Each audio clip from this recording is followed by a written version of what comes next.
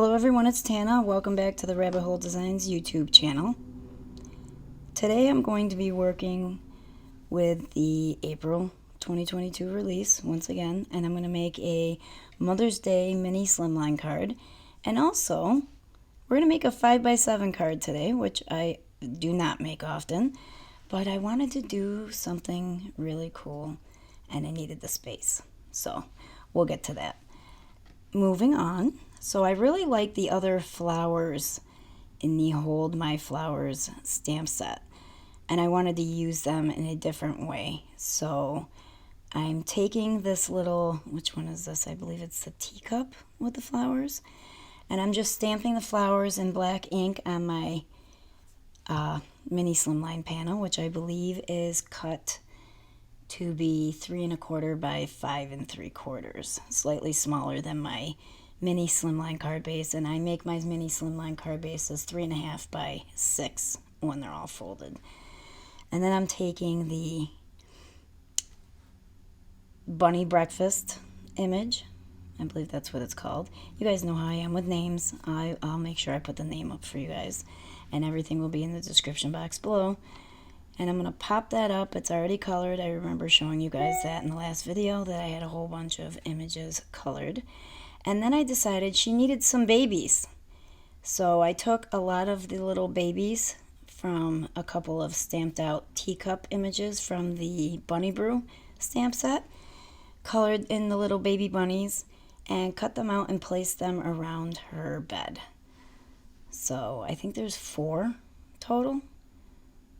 And I stuck one in there so he looked like he was behind the little breakfast tray, cut a little slit in the bottom of the bed. And then I wanted to add some splatters to my panel because we're not going to color those flowers. They're going to stay black and white. So I took some of this cool Yuli holographic watercolor paint and my bling ring from Pear Blossom Press to make some splatters on here. And then I also used that little tiny purple watercolor from Yuli. It was like a free sample, so I do not know what color it is. It didn't come with a color. But I was sticking with the purple theme because that's what color I made the Mama Bunny's bedspread. So, and then I have a very pale purple piece of, or more like lavender matte for our floral panel. And I popped that up on foam tape. And then I stamped out Happy Mother's Day and Fur Baby. But I made it so it was like Fur Baby Happy Mother's Day because they're little bunnies. Get it? And heat embossed that with clear embossing powder, and then I fussy cut that out right around the words rather than trying to make it a straight sentiment. And we're going to put that up in the upper left hand corner after we center our main image here with Mama and her babies. And I'm just adding a little bit of glue to the foam tape to make sure I can move it around and place it where it needs to go. And then when it's dry, you know, I can make sure it's not going anywhere. And I did place some foam tape on under the sentiment strip as well. And then I added some of these kind of like ombre iridescent half pearls that kind of match with the purple and blue in the card. And that's it for this first card. Now, the second card, the 5x7. I'm doing a teacup race slider card. So I did not cut much off of this panel here. I think there's like 1/8 of an inch off of it all the way around. And the card base itself is 5x7. So I'm taking this kind of loopy slider die here from my stash, and I measured out where the teacups would sit and put my 3 slider cuts into it through the die cutting machine. The only thing I might change if I were to make the card again is how low that third one sits. Now I did it on purpose because I knew I was stamping the little bunny with the spoon hanging over his shoulder with the hearts. I wanted him up in the corner because I needed something in the background, and he's dropping hearts all over the, throughout the card. but in the end it made it more difficult to put the slider together. So my slider set comes with these little paper dots, and this is one way you can put the slider together, by stacking those up until you have something to the thickness that you need to glue your two bigger nickel-sized pieces together. You know, one behind the slider and one connected to your image with the little thickness of dots in between. I'm using plastic slider pieces, elements that I have in my stash, but I did want to show you how you could utilize those if you did not have plastic slider pieces. Another problem I ran into was I used pennies to make them heavier so they would slide better.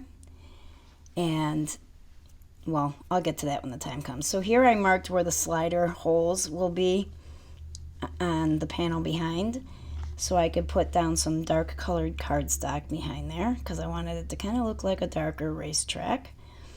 So I just put some double-sided adhesive on each of those dark navy strips of paper and adhered them in their corresponding spots, and just trim the excess off the panel.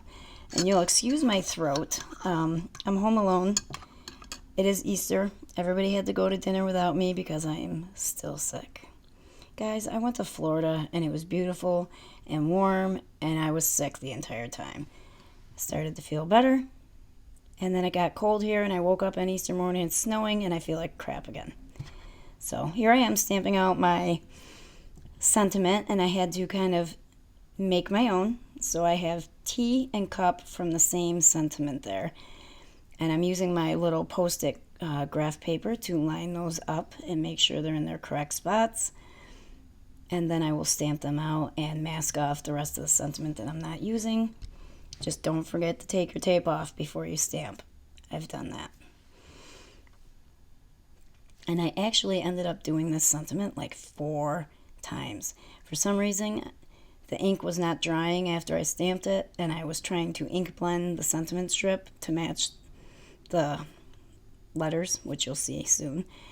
And it kept smearing my ink, so I did it 3 times. Finally, ding, light bulb over the head, like Jackson says, ink blended the sentiment strip first and then stamped it out. So here I am putting my plastic slider pieces onto the first disc. And I'm just using Barely Art glue to adhere those. And the glue that will work on the plastic pieces. The problem I ran into was trying to use the glue on the pennies as well. Not that it wouldn't work, but my pieces were becoming so heavy that it kept falling off.